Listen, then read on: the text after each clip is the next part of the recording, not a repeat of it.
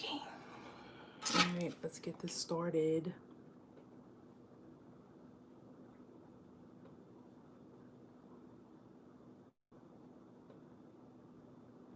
All right. All right. I'm just going to get into the live stream, and when people start joining, it'd be a good idea to put the volume down on this one. And when people start joining, we'll go more further into details with everything. So, welcome to Intuitive Vibes, Narc Survival 101. It's your girl, Erica, here today for today's live, our weekly live, every Tuesday at 8 p.m. Eastern Standard Time. So if you are new to the channel, please stick around. You may hear something that you need to hear. You may be going through something, and who knows, it might help you. And of course, go through some of my content. You know, you might find some videos that may be helpful for you. And if you like it, hit the subscribe button. 2 seconds. That's all it takes. And of course, to my returning subscribers, my original Vibe Tribe, welcome back, guys. So, guys, today, I don't even want to say today's a very special day, but, you know, it's your girl's birthday, and here I am with you guys, which I enjoy. I love it. It's always been an amazing experience to be with you guys, to be with everybody who can join the chat, and of course, people who can't join, that's perfectly fine. You catch it on the stream, no worries. So, guys, welcome back. I hope everybody had a great weekend. Hope everybody's having a great evening. And of course, I got my drink with me. So hopefully I won't slur my words by the end of the live stream. So as we know, every week we talk about different subjects. We talk about different things involving narcissistic abuse, emotional abuse, mental abuse, manipulators, you name it, we talk about it, okay? And everybody who joins, you know, I'm really, really, really blessed and really just glad that you guys are able to come out and you guys are able to share your experiences and, of course, help other people along the way. That's the main important thing. So, guys, the first thing I wanted to do, I wanted to talk about aside from the fact that I've already spoken before about the different types of narcissists that you come across, I think a lot of the time, people tend to think they know what a narcissist is. They know what a narcissist is all about. They know that a narcissist, you know, what they're truly capable of. And of course, they know what to look for when dealing with a narcissist. One of the things that I do recognize when it boils down to narcissism is that it's not always what you would typically expect. Meaning that everybody goes through similar situations. Heather, hi, sweetheart. Thank you. Thank you. 38. 38 and still going strong, hon. You know, they're not all what most would anticipate them to be. And the reason I say that is because a lot of the time, you know, one thing we got to understand is that there are 2 main types. There's introverted and then there's extroverted, okay? Now, the extroverted narcissists are the typical ones. Those are the ones that you would recognize a lot of different things with them. You'll recognize a lot of different behaviors with them because they are so flamboyant. They're so like, you know, they expose themselves so much to the point that it's kind of not hard to tell that they're narcissists. Extroverted narcs are the ones who are the attention seekers. They're the ones who look for, you know, to be put on in the spotlight. They love the attention. They love being looked at as, you know, extremely special. They love to think that they're either God's gift to men or God's gift to women. And, you know, believe it or not, a lot of us have dealt with extroverted narcissists. Those are the ones who you can just like, typically, you know, in learning about narcissism, you can actually tell, of course, usually it happens afterwards because a lot of us didn't know at the time you're dealing with narcissists, you really don't know. But you can tell afterwards if you really dealt with an extroverted narcissist. You know, they are the spotlight stealers. They're the ones that, you know, they're right, you're wrong. They're willing to be very, oh God, what's the word for it? I want to say, what is the word for it? They're just very out there. you know, and they make it well known. They are the ones who, you know, they walk in the room, they command the attention of everyone. They command that you stop and drop what you're doing and, hey, focus on me. That's a lot of the, you know, extroverted narcissists. The introverted ones, which is really the ones I want to talk about. The introverted ones are more the covert ones. They're the ones who do not really show signs of the, you know, what the extroverted ones would do. The introverted ones, which are normally the covert ones, are the ones that seem like the everyday Joe. You know, they seem like the type of person that they don't really want the attention like that, or they at least don't do certain things to try to gain attention, but they're more so on the, I am so like, I feel self-loathing. I pity myself. I feel like crap. I feel like, you know, I'm worthless, whatever the case may be. They're the pity seekers. They're the ones that just like, they gain supply from you based on the pity that you give them, based on, you know, the feeling sorry for them, or feeling like, you know, you do want to save them. A lot of the time when we try to save, you know, when we try to save people, that was your ex, Heather. So they're the ones who, you know, it's like, you know, they don't typically throw off that narcissistic vibe. So let's just say, for example, you learned about narcissism, you learned about narcissists, and the main thing that people correlate narcissists with is, of course, you know, attention seeking, self-importance. You know, I'm better than you. I'm better than, you know, everybody else. I'm smarter, I'm richer, I'm more, you know, I'm prettier, I'm more handsome, and so forth and so on. Those are, I guess, more so the overt ones. They're like, you know, they're out there. So you can like really tell. But the introverted ones are the ones that you really have to be on the lookout for, because those are the ones that are, they have, you know, they have the mask too. All narcissists wear the mask, but they're the ones who like wear a certain mask outside, but of course inside, totally different person.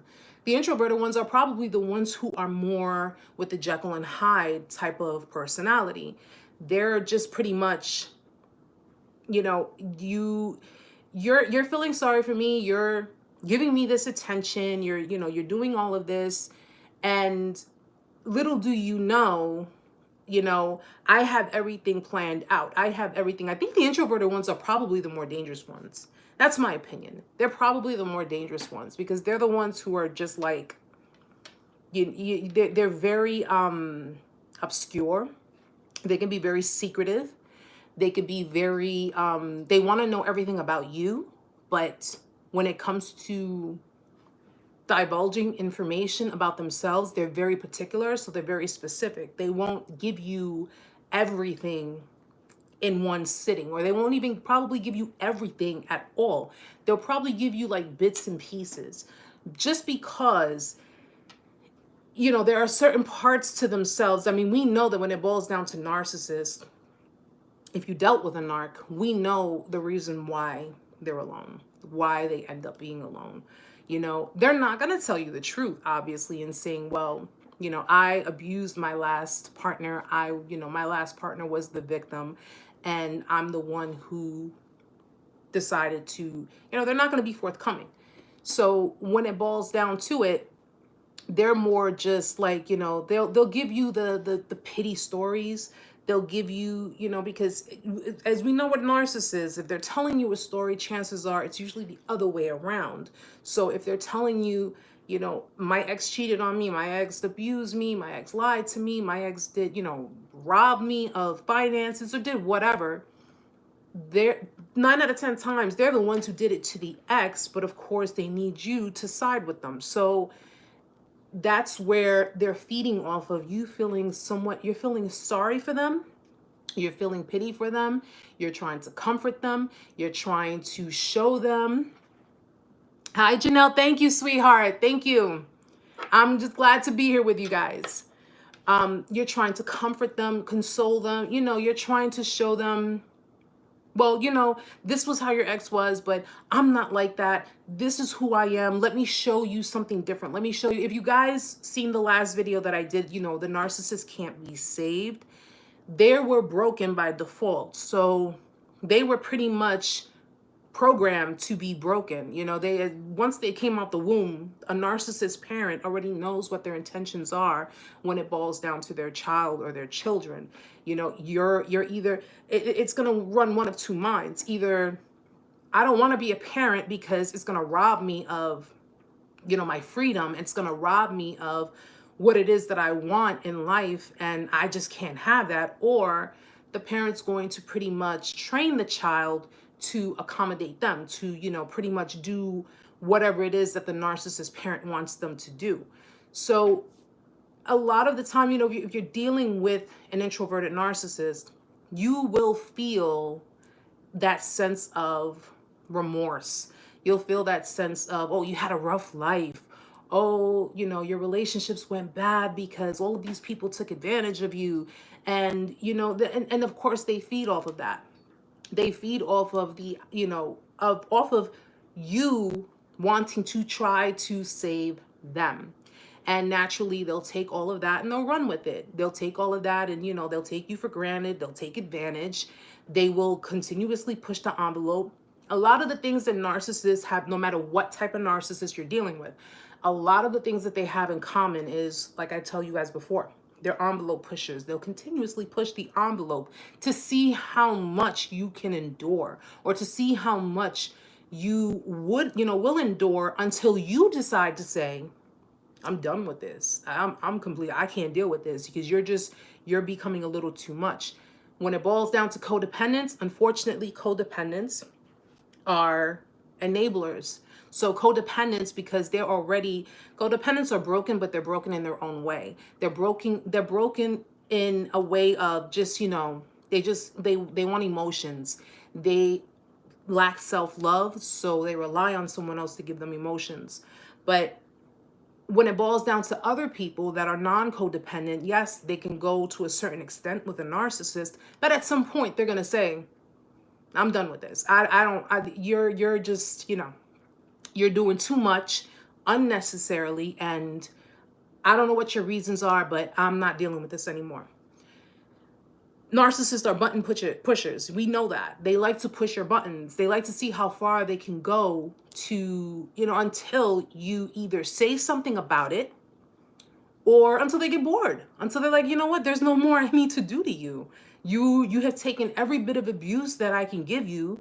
You have taken every bit of, you know, verbal abuse, emotional abuse, psychological abuse. You've taken all that I was giving to you, and here you are. You're still here. This more runs for codependent people. You're still here, and at some point they do get bored, and they're like, all right, it's like you're a rag doll. All right, I did all I could. They're still here. They're not going anywhere. So it's kind of like their brokenness broke you. Their brokenness pretty much put you into that mind frame of, you know, okay, I'm dealing with all of this. Maybe this person, you know, because it was the back and forth. Maybe this person is, you know, having a bad day. I mean, I know they had a bad life. I know they had bad relationships. And you keep trying. You keep trying. You keep trying to show and prove. You keep trying. And this was all based on what they fed you. This is all based on what they fed you in the beginning. What they, you know, fed you way before, you know, you guys even got to that point. Give me 1 second, guys. Someone's at the door.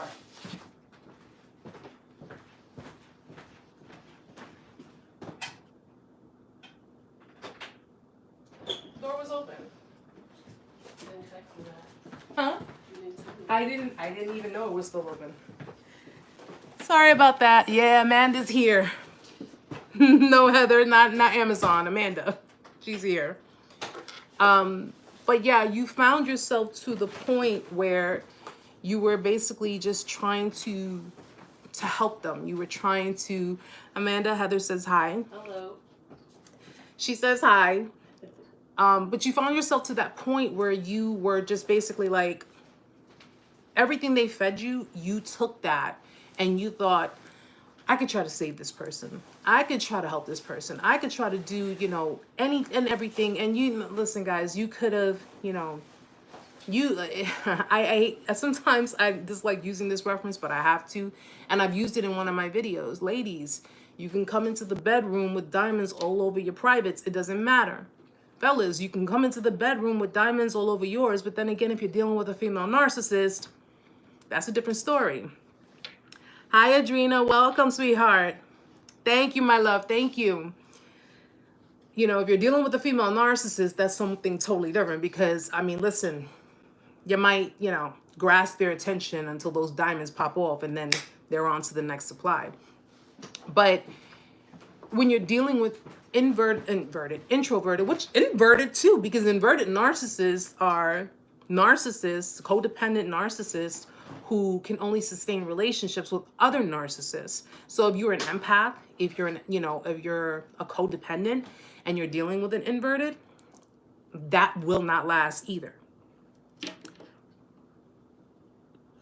Adrena, and not all female narcs are even into sex. That's true, because you have like the cerebral narcs. They're they're more about the the mind, the mentality. They're more about the just the intellect itself. They're very logical people. They're not even on that emotional stance. Yeah, I mean, but you know what? Because narcissists fear intimacy.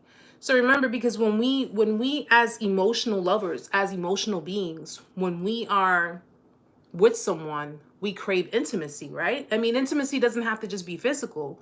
We crave intimacy, we crave closeness, we crave connection, we crave all of that. So when it boils down to a narcissist, they fear that because they can't provide that.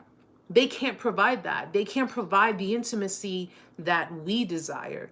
They can only provide things based on what they've learned externally. It wasn't naturally implemented in their heads. It wasn't, or in their hearts, I should say. It wasn't naturally put in there.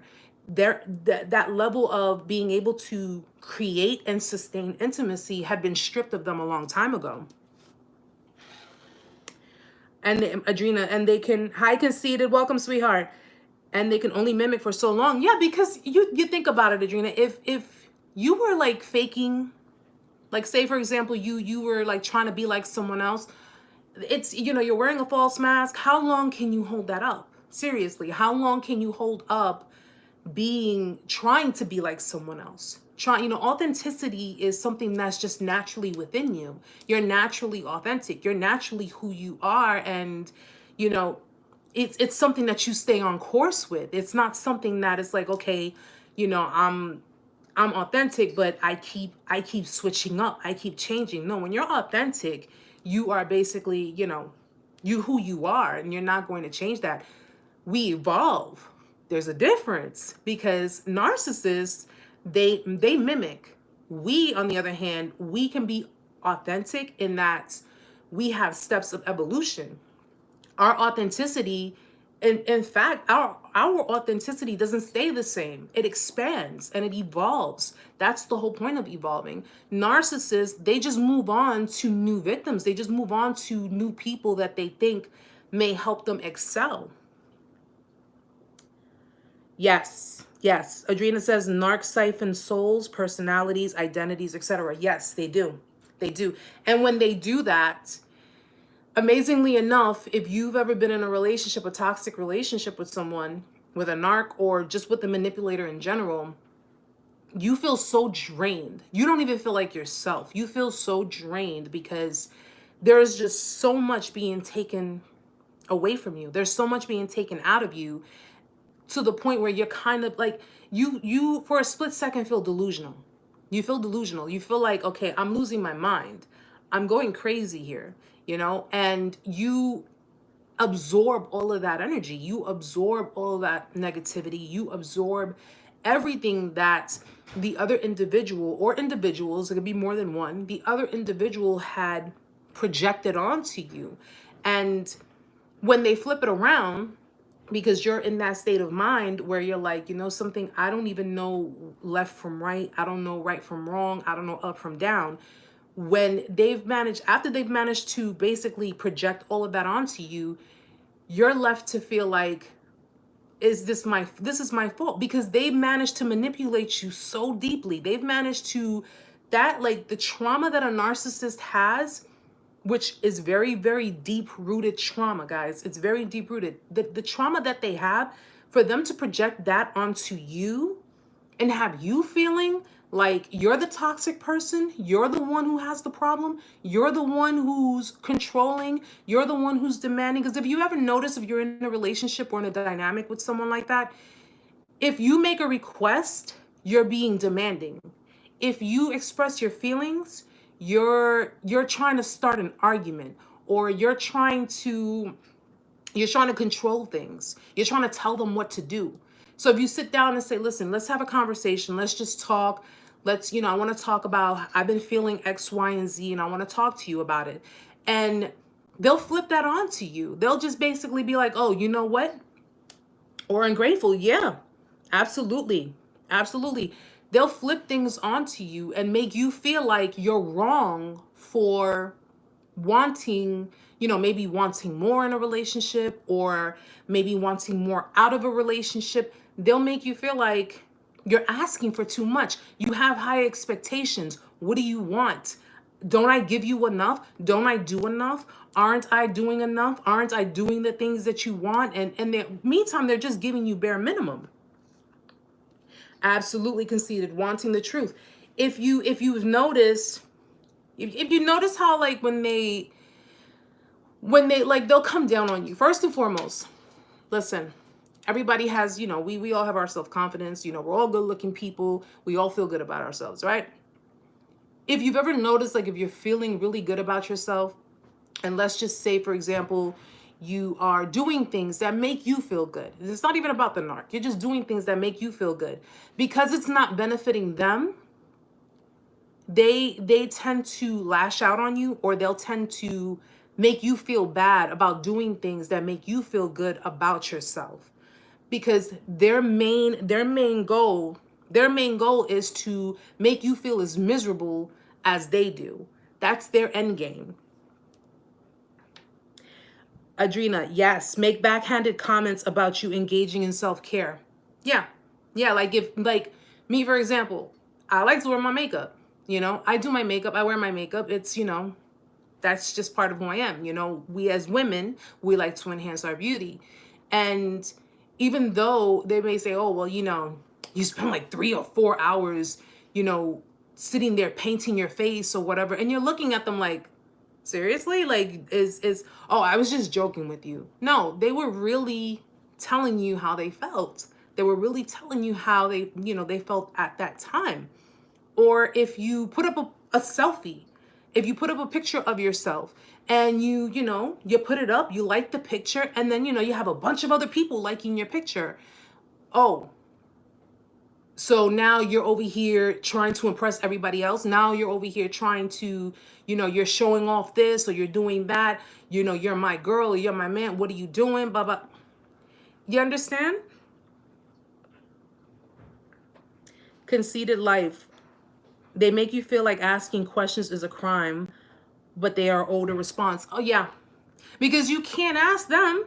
You can't say to them, what's this about? Well, something, I'm a grown woman or I'm a grown man. You don't tell me what to do. You don't tell me how to feel. You don't tell me anything. But yet the other way around, if you do something and it's not even intentional, but you do something, it's like, oh, hell breaks loose. It's their insecurities just really like hit hardcore. Adrena, the female mark I share about on my channel never shows her face on the internet. She hides behind cartoon meme or other avatars. The one pic she has shows off her evil face and smirk. Yeah. Hey, Alicia, welcome, sweetheart. Thank you for making it, my love. Yeah, because if you guys are familiar with the narcissist smirk, that's like the devilish smirk of, I just managed to really manipulate you and lie to you and get away with all kinds of crap, and there's nothing you can say or do about it, and no one's going to believe you, because they managed to set up these scenarios. They managed to set up these types of situations to look bad on your behalf, because their thing is ruining other people, especially other people who they feel are a threat to them. Even when she smiles, that evil smirk is all that can come across her sickening face. Yeah, yeah. And you know what? And the crazy part about it is that that's one side of it, because you have other narcs who seem as sweet as pie. You know what I'm saying? Like they have this certain type of like look to them. Like they look like normal people. I mean, listen, psychopaths look like normal people. They look like you and I, you know? But you being an intuitive person, you can just tell certain things about certain individuals. You can just tell, because what people do covertly to the blind eye, it's nothing. It's just, you know, random. It's just like, okay, whatever. It's nothing serious. It's nothing crazy. But to people who are actually educating themselves and are actually saying, because you guys know, you guys can feel when something doesn't sit right with you, when it doesn't sit right with your spirit, and it just doesn't sit right with you at all. And you're just like, yo, there is just something about you. I may not be able to pinpoint it right now, but there's something about you that I just don't feel I can trust. There's something about you I don't trust. And I don't know what it is. I may not know right then and there what it is, but I know there is something about you I don't trust. And what do? You could say that to someone. I just don't trust you. I think that you're a fake, phony individual. And I think that you are simply, you could be real about it, guys. I think you're simply just trying to pose for the world. I think you're a phony, you're a liar, you're this, you're that. And what do? They'll flip it around and they'll call you a hater. Oh, you're a hater. Oh, you're just mad. You're just mad because people like me, and people like, you understand? And me personally, you guys know how I am. And I made it clear when I told my story and I explained how not only did it make you, how it made me feel, but what I thought in the process. Guys, I'm a snitch. I'm a fucking snitch. Like, I don't care. And I said it like it is. I was like, yo, if you go, matter of fact, if you guys want to, go to my Instagram and look at the video, my final release. I snitched. I snitched on a bitch. Oh, look at that. I rhymed. I snitched on a bitch. But yes, I'm a snitch, and I say it like it is. You're a phony. You're a fake. You're a poser. Okay? Because people are sitting there looking at an individual saying, oh, she's been through so much, and she's got people trying to manipulate her. But you know what? You're smarter than that, and you're this, and you're that. Oh, let me hold on one second, guys. The rebel do? Is that how you pronounce it? So there is nothing we can do to defend ourselves against the women. Honey, there's plenty you can do. There is plenty you can do, but you have to be smart about it. You have to be smart about it. You can't, you got to remember something when it boils down to these types of women, okay? You have to calculate how you're going to do things, because these types of women utilize, and guys, you guys, and I keep bringing it back. You guys know these types of women utilize the, societal norms of what norms. I'm putting in quotation marks, because women are perceived to be the weaker sex. We're perceived to be the more gentler people. We're perceived to be, the kinder, softer, skin so soft type of people. The reality of it is you have women, you have females that are very convincing. And when you are dealing with females like this, be it if they're narcs or they're sociopaths, you have to be smart about it. You have to be the one who's a step ahead. You have to be the one to pretty much, you see how the narcissist sets you up? You got to flip it around and you got to set them up. You understand? That's how you have to do it. You got to set them up, and you have to pretty much, it's kind of like those memes when they say how to trap a certain kind of person, when they say, I'll use myself as an example. How to trap Erica. Get a, pumpkin latte and put the box. You know what I'm saying? You put the box with the stick. And of course, I'll go for my pumpkin latte, and then you pull you pull the stick, you trapped her, right? That's how you do it. That's how you do it. That's how you would do it for me, but Hold on one second, guys, because there are so many here.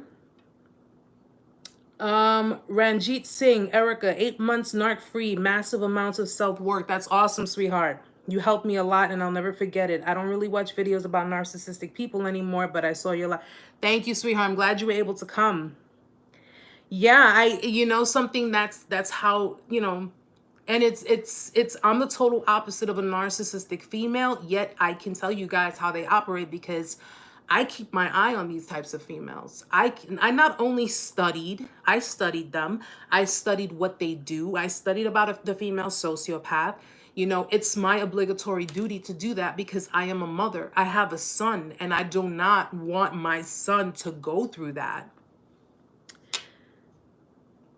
Adrena, basic minds can't imagine girls, women being so absolutely devious. Absolutely. Which narc sociopath are one and the same as far as I'm concerned and have researched. Yeah, it's just that, you know what? The sociopath, when it boils down to it, because it's like it's going more into psychopathy. So the narcissist, like, because you know how they generalize, like most of the time they'll generalize narcissists, but we know that there are different types, especially female narcissists, where, if you have like the somatic narcissist who's really just more like materialistic and she's just more like, I'm a material girl. I like fancy shit. I like lavish lifestyles. I like to just show the world that, I can afford all these things that they can't, when the reality is they'll put themselves in debt just to live a lifestyle to impress a bunch of people who really don't like them. They're just like, all right, you got some kind of status. And I think that's part of their end game too, is to maybe connect with someone who has status so they can get up there in the food chain. They're opportunists. But then you got the real malignant ones that are close to the, sociopaths, because sociopaths are more like, I've learned that with sociopaths, they're more prone to like severe crimes, and, even whether we're delving into murder, because if you notice, like females in, today's prison system, especially like life, people who are doing life and stuff, they're, because they've populated the jails, more female sociopaths. But it's all, you're right about one thing. It's all pretty much one and the same. It's just that it's like the level of the degree of how much further they're willing to go to destroy people. Because it's when you get to a malignant narc, to a sociopath, it's no longer about being materialistic. It's no longer about, oh, I'm, the queen of the world. I'm beautiful. I'm the spotlight stealer. It's more, I'm here to fucking destroy you. And I will do any and everything possible to destroy you, no matter what it takes. Those are the crazy ones, guys. Those are the ones that you got to be very, very clear of. I'm just going back for a second because I want to make sure I don't miss anyone. A conceited life, laugh out loud, snitch. Yeah, I snitch. Listen, I'll let people know. I'll let people know. Like, don't have me tag you. Don't have me do it. Because I'll tell you right now, I tell you where I come from. Listen, at the end of the day, I'm helping other people. And if by helping other people means putting you out there because all you're too busy doing is trying to destroy these people, okay? You want to put a rat on my face, go ahead. I don't give a shit. The rebel dude. Okay, one is my neighbor. Yeah, hon, you definitely have to, you have to be smart about it. You have to be smart. And like I said, just like they set you up, you got to set them up, okay? And I'm not saying be malicious. You might have to use subterfuge, which, generally means you got to be a little sneaky with it, but set them up so that way it can basically show everyone how that person is.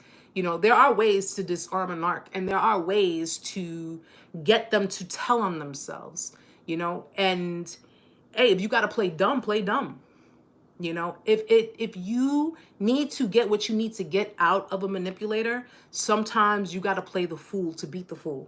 You understand?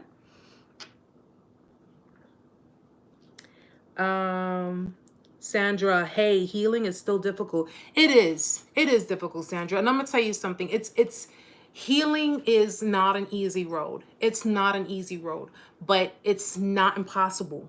It's not impossible. You can get through your healing. I remember days I didn't even think I could get through my healing. And there were even nights after, in the midst of my healing, during the process, where, you know, one minute I'm fine, I'm okay, I'm happy, I'm joyful. And then the next minute I'm laying in bed and I'm crying. And but that's releasing. That's releasing. Your healing, and that depends on you. Your healing can take time. You have people who've been healing 5, 10, 15 years. You have people who've been healing 5, 10, 15 months. So it really depends on the extent of the trauma. And of course, it depends on you. However long it takes for you to heal, continue doing it. Just continue doing it. It's going to be worth it. It's going to be so freaking worth it. And you're going to find yourself to the point where, when you think about it, if you even think about it, when you think back, you're going to say to yourself, what the hell was I thinking? Like, seriously, when you get to that point, and you get to the point that, like, thinking about it no longer has that real negative effect on you, that it's just now, it is what it is. What am I supposed to do about it? That's how you know that you're on the right path.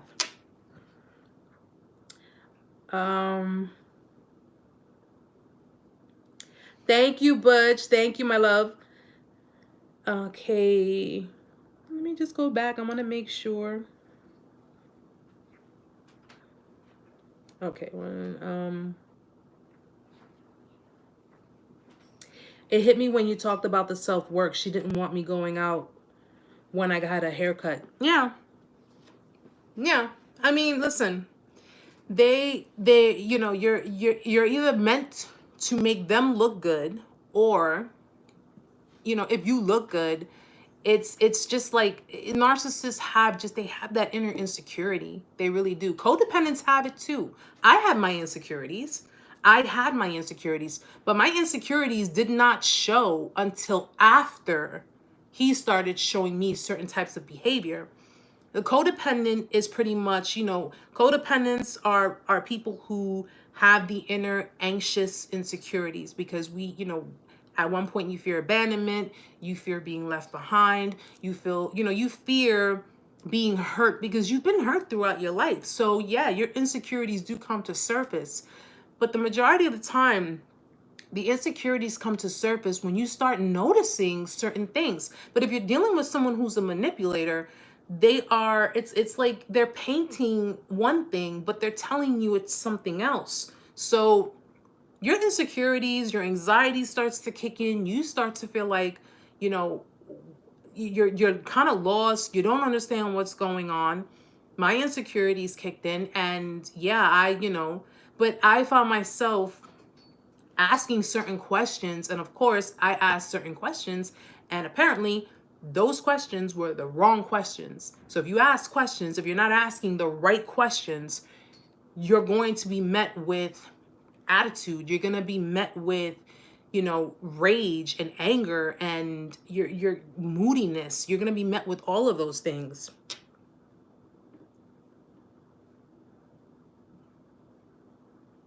Adrena, we don't deserve abusers, master manipulators, absolute con artists in our lives. You're absolutely right. We don't.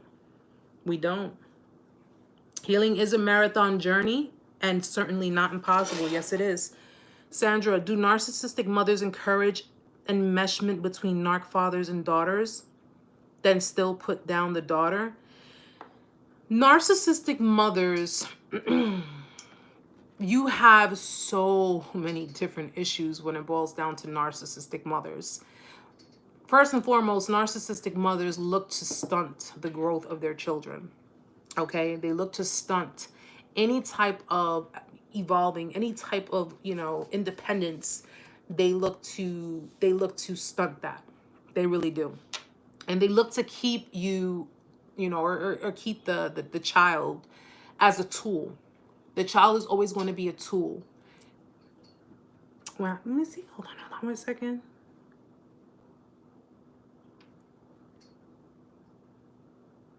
Hold on 1 second.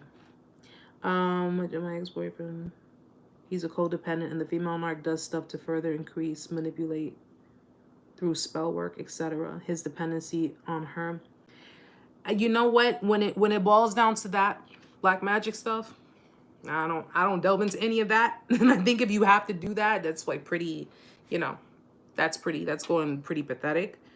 But yeah, Sandra, when it boils down to narcissistic mothers, I had to do a three-part video on the narcissist mother, because there are so many issues and so many signs of a narcissist mother. And as each sign, each sign I listed went on, it got worse and worse.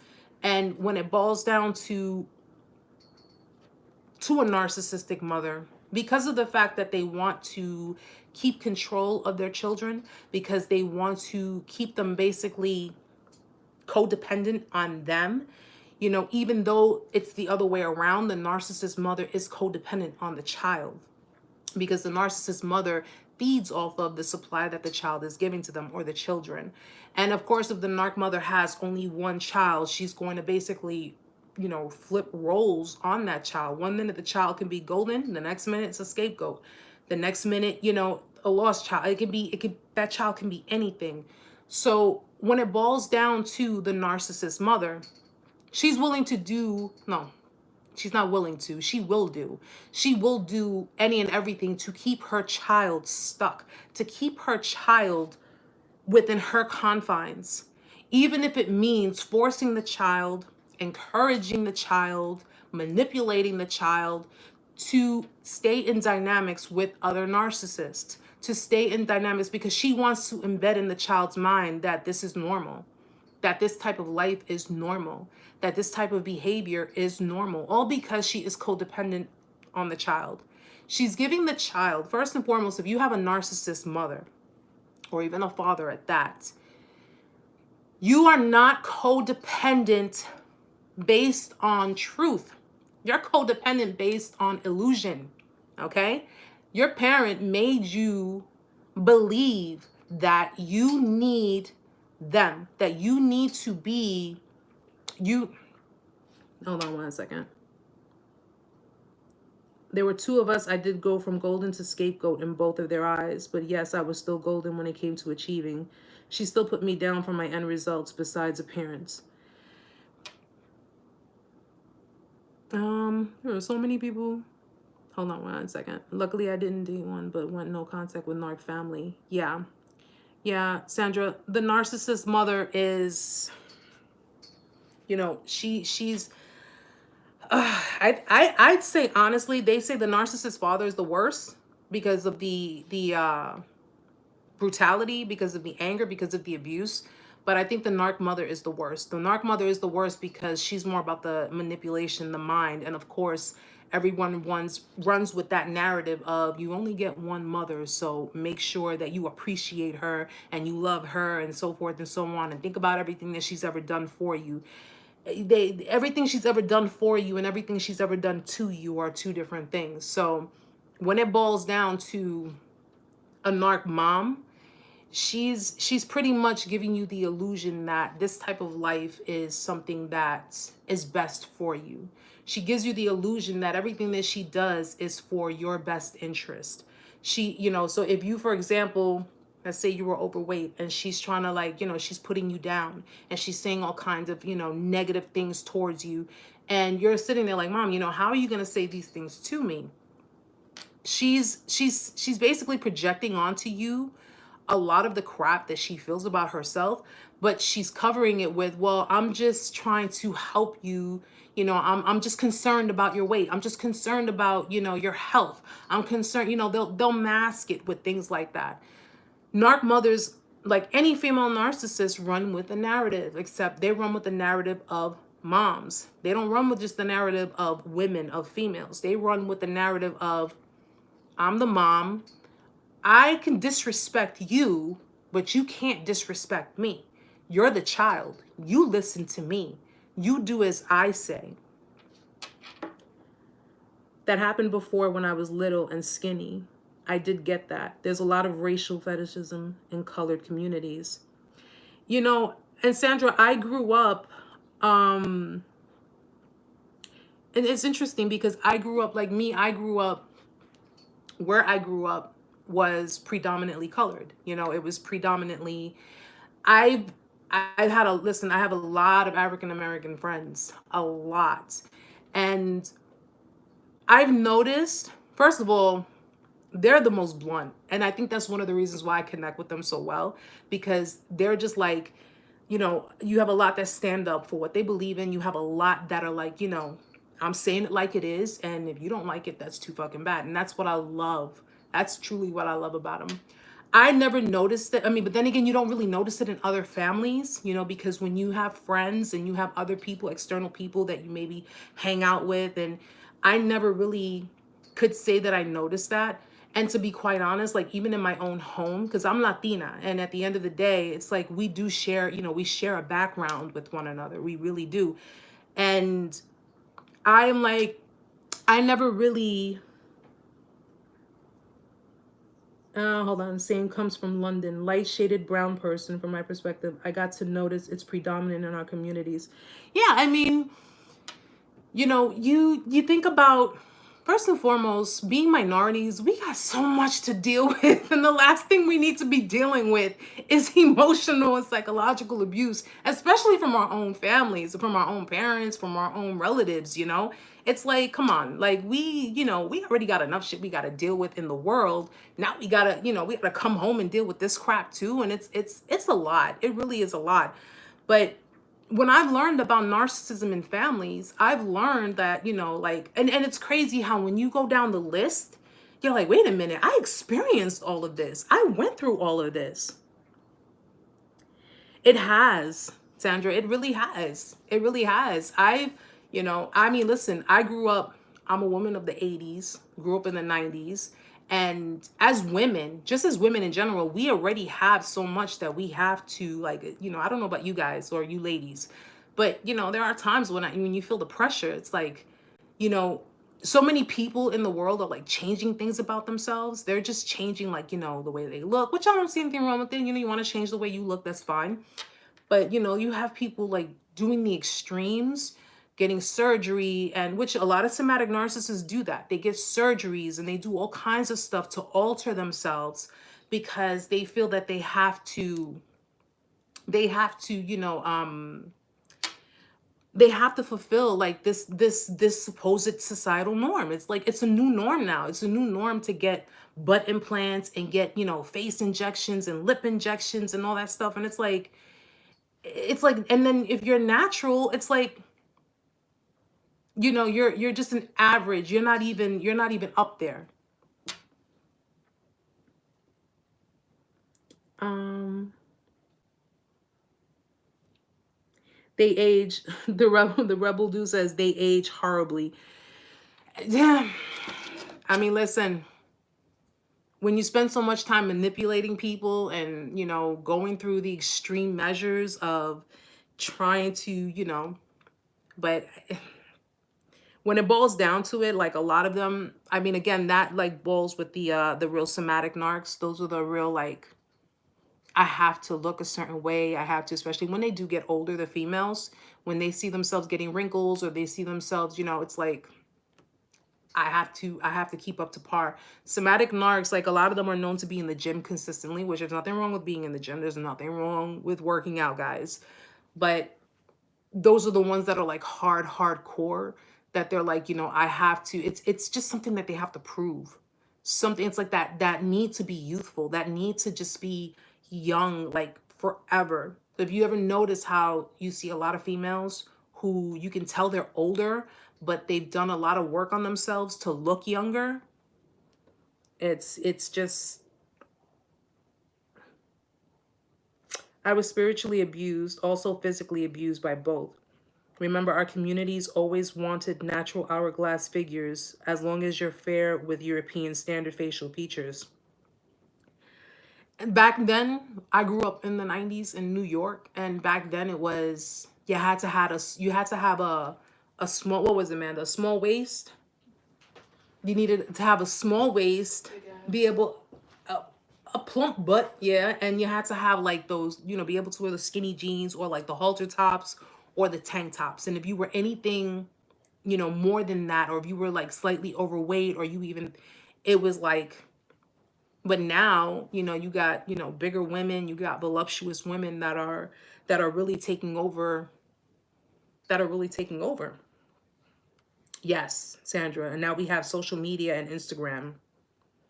Yes. Just give me 1 second. I agree. I think the narc mother may be worse than the father because that women naturally lack in physical strength. They more than make up for with emotional abuse. Yeah. Yeah.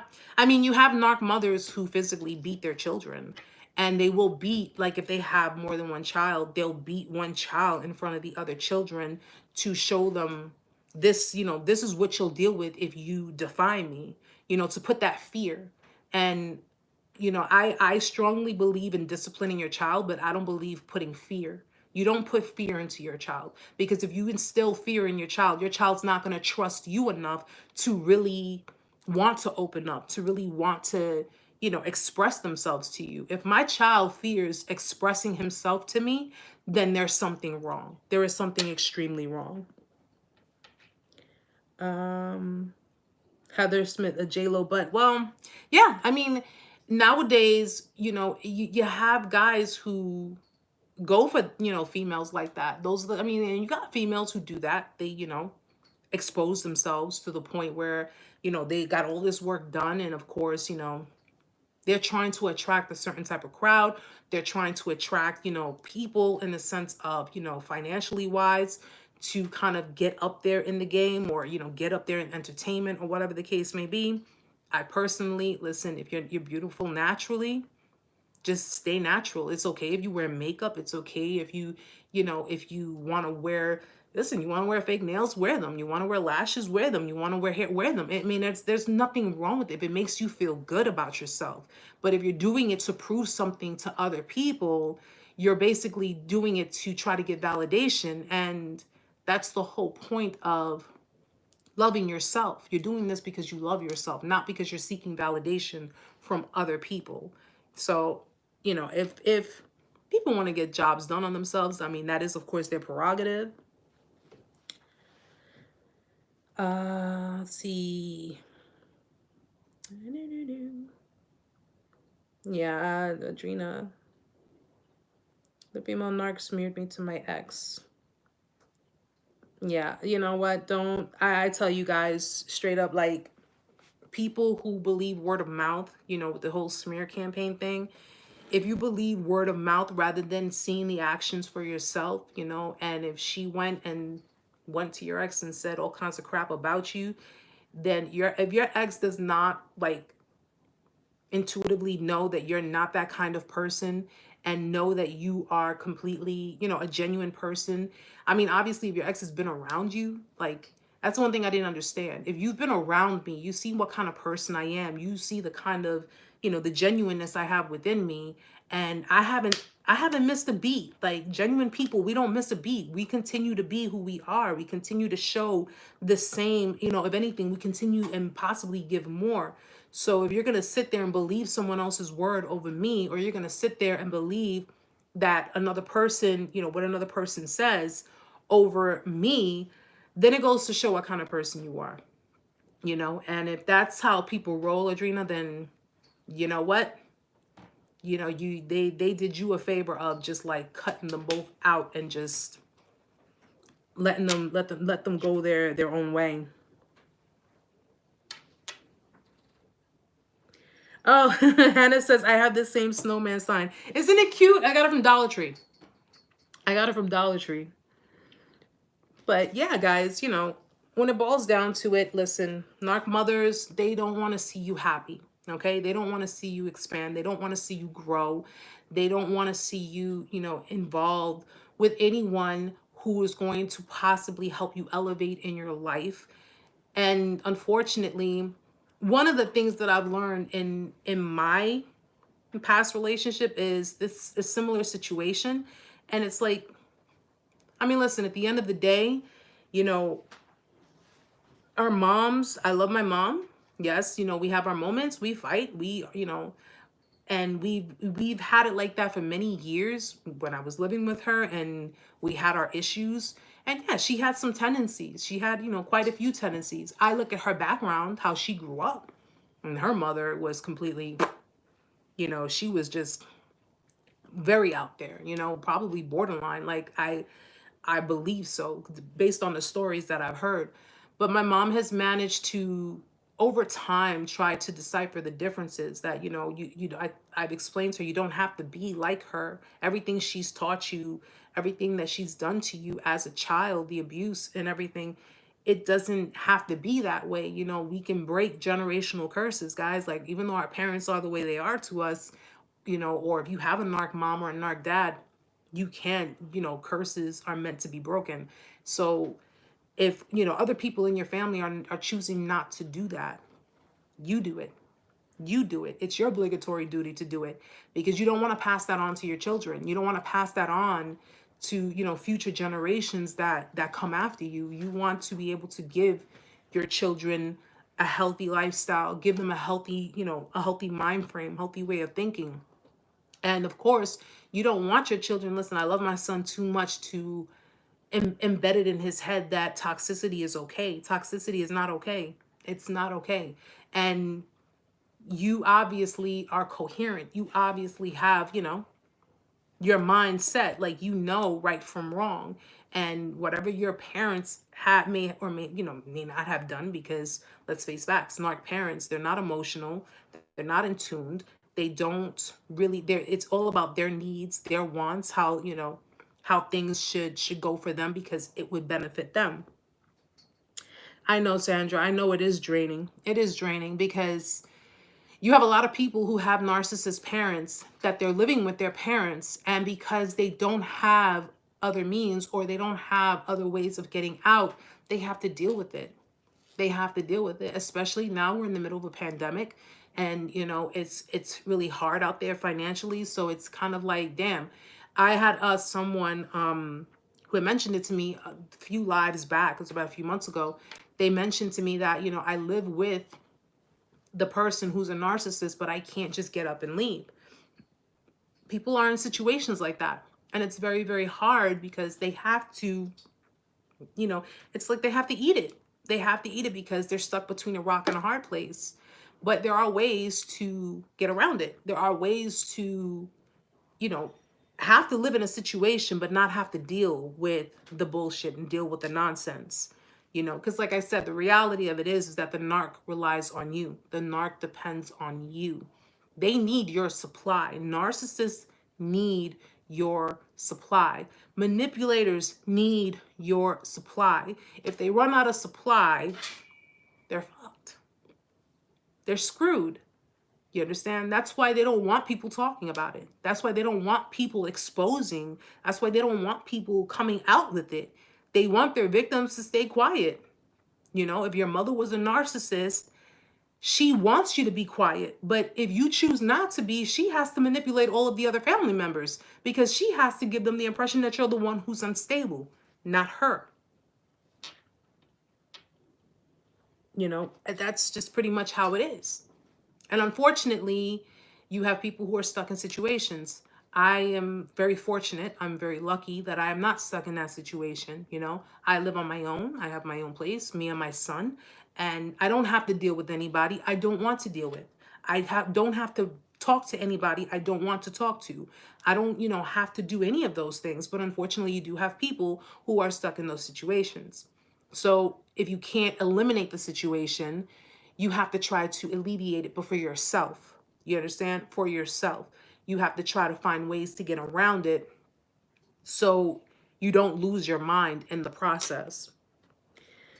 Sandra, it's harder for kids and young people, even after leaving. People still invalidate our feelings, experiences without knowing anything properly. Yet narc parents were also raised in harsher times. Yeah, I mean, it's all learned behavior. It's all learned behavior. The only difference between our generation and theirs is that there's just so much more, so much more exposure.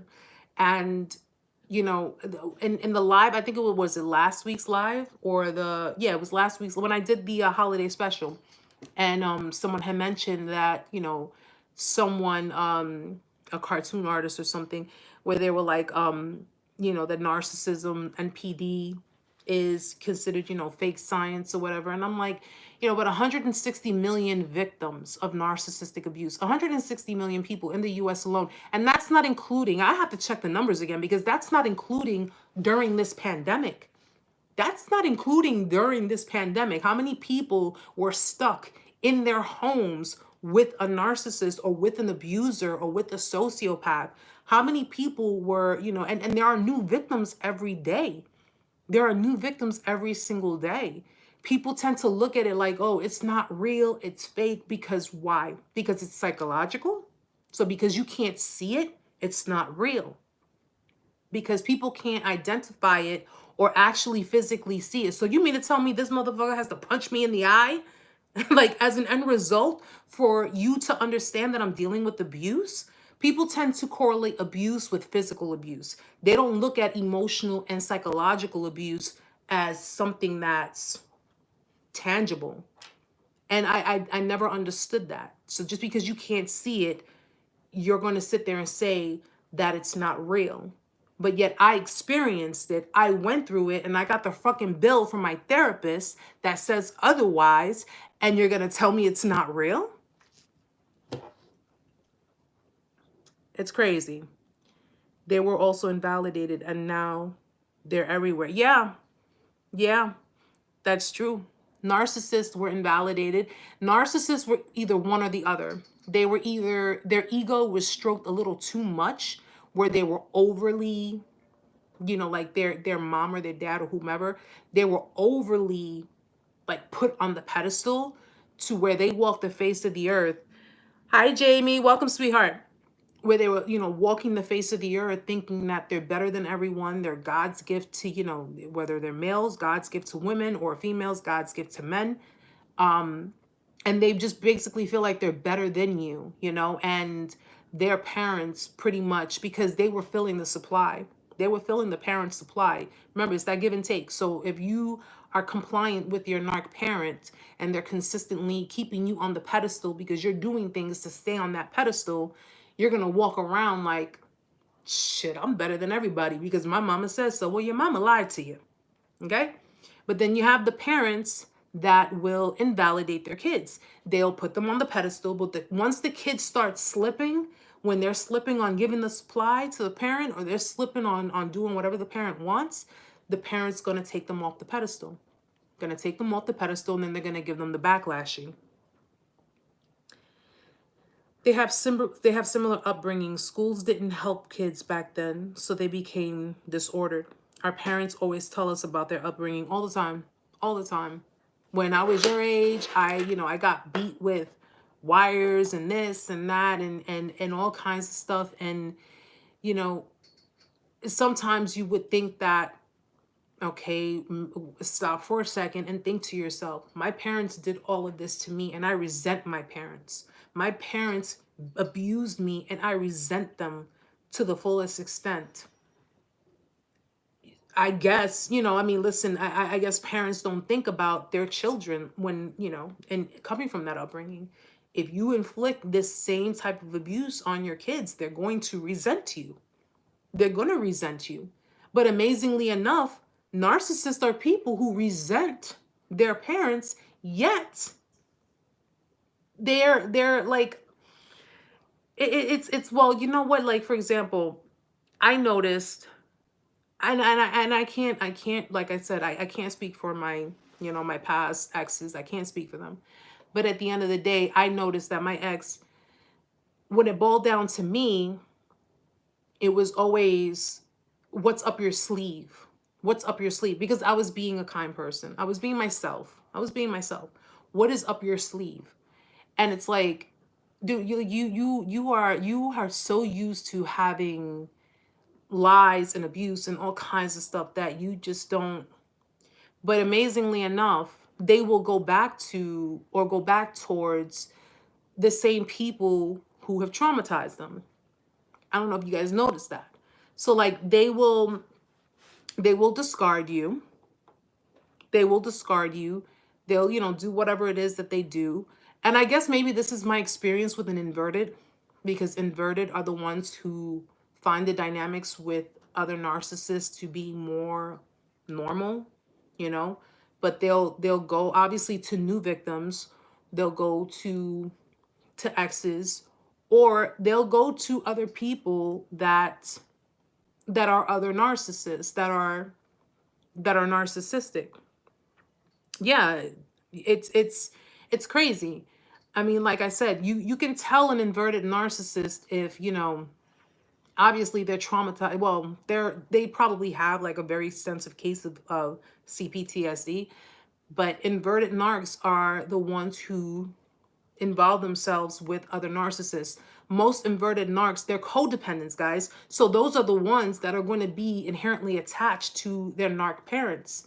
If their mom is a narc, if their father is a narc, they will be codependent on those narc parents, because the narc parents, I mean, what do inverted narcs do? They're, you know, it's crazy to say it that way. And when I did the video, it was really, really crazy to even utter the words, because it's like, so you're a codependent who's only attracted to narcissists, or who finds it more feasible to be with a narcissist. And I guess because the narcissist represents the narc parent in their life.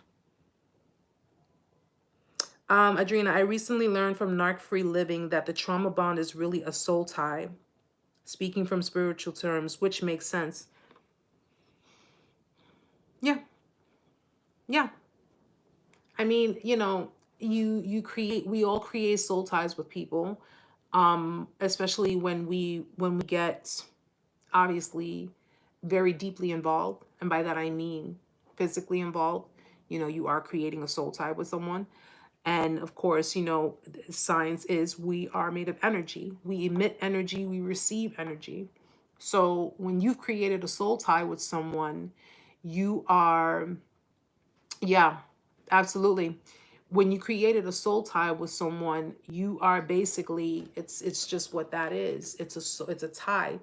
If that person, for example, I explained this in one of my other lives, if that person has a lot of dark entities around them, and just like Adrena says, strongholds, because that's what the devil is. The devil is a stronghold. See, God is free willed. He's like, oh, I don't need you, you need me, you know. But the devil's the one who needs you. So he has to put the stronghold on you. He has to be the one that has, you know, has to manipulate you and control you. And he's basically, you know, when you're dealing with someone who has nothing but dark entities, because narcissists in the spiritual aspect are people who have the Jezebel spirit. We've spoken about this before too, guys. They have the Jezebel spirit. And of course, this particular spirit is very possessive, is very manipulative, is very dark, is very, the Jezebel spirit is actually considered to be the top rank as far as leadership is concerned under Satan. So he basically uses her to, and we refer to it as her because in the Bible, the Jezebel, you know, she was a queen. He uses her, even though that spirit can latch on to men and it can latch on to women. So it's not just women, guys. It latches on to men too. Okay. Very manipulative, very possessive, very controlling, just very dark, very evil. Okay. And when you create a soul tie with that person, yes. Yes. And Delilah, yes. When you create a soul tie with that person, it's really, when that person has an entity latched onto them and you created a soul tie with that person, that entity latches onto you. That's also why it's so hard to break free from it, because I refer to narcissists like cigarettes. I don't know if you know, you guys smoke or not, but narcissists are like cigarettes. You know that it's toxic, you know that it's bad for you, but there is something about it that makes you, under certain circumstances, makes you feel good, and it's very addictive. Okay. And that's pretty much how narcissists are. Yes. Yes. And the thing of it is that when you're dealing with people who have, you know, these types of, that's why they say, you know, when people say you don't have to be quiet with it, Amanda. She's just like slowly putting the chair down. When they say be careful how, you know, when you allow certain people in your house, or when you accept certain gifts from certain people, whatever is attached to that person attaches to objects around that person, attaches to, you know, so if someone's giving you a gift and, you know, that person has a lot of dark entities around them, what's attached to that person attaches to that gift. And then you bring that gift into your home, and that's when all kinds of craziness starts to happen. So when I learned about so much about it, because I learned about the Jezebel spirit, and I learned about the different types of spirits that narcissists, you know, that they have surrounding them. A lot of the things that were given to me as gifts from certain people, I disposed of them. I disposed of them. I had to, because I was getting, and I told you guys before, I was getting bad dreams. I was seeing spirits in my house. There was just some negative stuff going on, stuff I had never seen before. And I was like, no. The minute I saw a spirit walk into my house, that's when I knew I had to cut that off. I said, no, no, no, no. I cut the soul tie. You know, I got rid of whatever was left over. I had gotten rid of it. I was like, nope, I'm not, we're not doing this. We are not doing this. Not today, Satan. Not going to happen. And, you know, I prayed on it, you know, I prayed to God on it. And, you know, I did whatever was necessary to break that soul tie, because whatever is going on with these people, that, like I said, if you continue that, if that cord is stuck with you, you'll feel it. You will feel it, and things can come in your direction. Excuse me. Excuse me. My goodness. Things can come in your direction. So you don't want that. You really don't want that. And I started noticing a lot of different things. I was being spiritually attacked. I was being attacked in my sleep. During prayer, I was being attacked. And I woke up with scratches. I woke up with, you know, with bruises. My son, I don't know if it was because, and I still to this day don't know, but my son had bruises on his legs. I don't know if maybe he hit his leg on the bed or not, but he had bruises on his legs. And if you think that if you're dealing with someone who is spiritually, has bad spirits around them, if you think that those spirits will not attack your children, you better think again, because they will. Okay? They will. Adrena, yeah, I had learned so much about it, because when everything happened and I was on the verge, like I literally was on the verge. I was hearing in my head, and I, you know, this was when I expressed to you guys that I had contemplated suicide, and it was more so in my head, because all I kept hearing was, he's, you know, he's sleeping around, he's doing this, he's doing that, he's messing with his ex. You know, it's the devil's gonna put all kinds of stuff in your head. You know, he left you for his ex, he left you for this one, he left you for that one. He, you know, he saw, you understand, like he was talking to that one, he was doing this and he was doing that, and all of these things were coming in my head. And mind you, you know, it was after a discard. And yeah, you remember that picture you saw, and you saw this and you saw that. You think he cares? And it was to a point, guys, I'm gonna tell you something. I was standing outside my job and I was smoking a cigarette. And this was during the discard. So this was during a time where I was like still in an emotional imbalance. I was just messed up in my head. I was standing outside my job, smoking a cigarette, and I look up and I see a car. I see a truck that I'm familiar with. And oddly enough, that truck was driving past me. But I guess when I looked up, I saw him. And it was crazy, because as it was coming right past me, when I looked up, it sped away. It sped away. And I saw him, and I was like, yo, I'm losing it. I know I didn't just see him. And all I can see was a red hat. And I remember that he had a red hat. I got him a red hat. And I see him laughing. And, you know, he had someone in the car with him. And I see him laughing. I don't know if that was his daughter. I don't know if it was another female. I'm not going to assume anything. But I see him laughing and I see the car speeding. First and foremost, you're not, if you're a complete stranger and you see me standing outside, you're not just going to speed off like that. You understand? So clearly I was not losing my mind, guys. But that was also in my head. So everything that was going on was being put into my head. He's laughing at you. He's playing you. He doesn't take you seriously. He never took you seriously. He never cared about you. He never wanted you. He just wanted you for whatever you can give him, and that's it. All of these things were in my head, and I was literally walking to the ladder that was going up to my roof, because the devil will, when you're at your lowest point, he's going to put all this shit in your head. And I don't know how many of you have contemplated suicide. I don't know if you've ever contemplated it. But let me tell you something.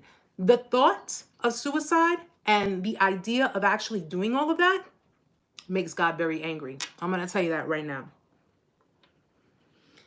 Alicia, yes, Eric, I had to get everything that my ex-husband left in my house out. I repainted my bedroom, bought a new bed, and changed every piece of furniture. That dark energy is real and it's no joke. No, it's not.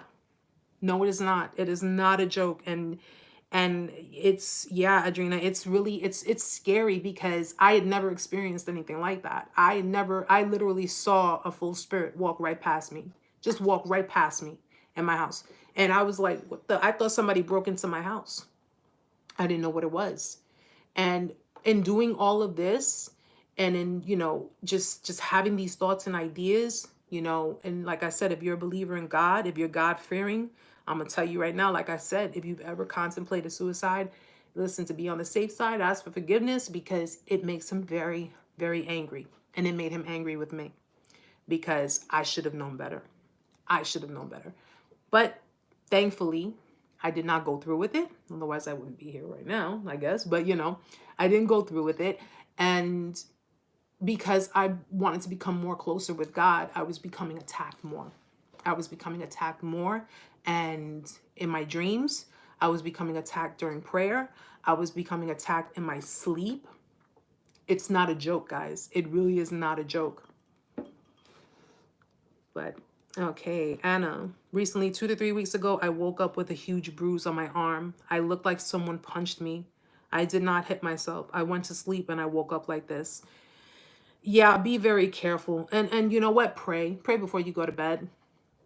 Pray, ask, pray with the shield of protection. You put the armor of God, you put it on before you go to bed, because, and I'm not saying everybody here is spiritual. I'm not saying everybody here believes in God, but for those who do, especially when you're trying to regain your relationship with God and you're trying to get back up there with him, the devil's going to try harder. And it's when you're at your peak. When you're at your peak, the devil's going to tempt you. He's going to try to tempt you. We call that a Hoover. It's just straight up.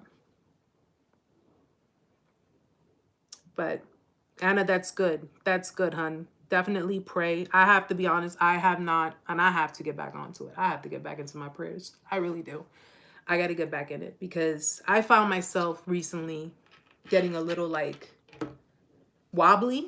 You know what I'm saying? So I definitely need to get back into it. But, guys, just keep in mind that these people, where there's light, there's darkness, and vice versa, and unfortunately, you do need both to keep a balance, but you don't have to deal with these people anymore. We don't have to deal with these people. I don't have to deal with these people. I don't deal with the narcs in my family.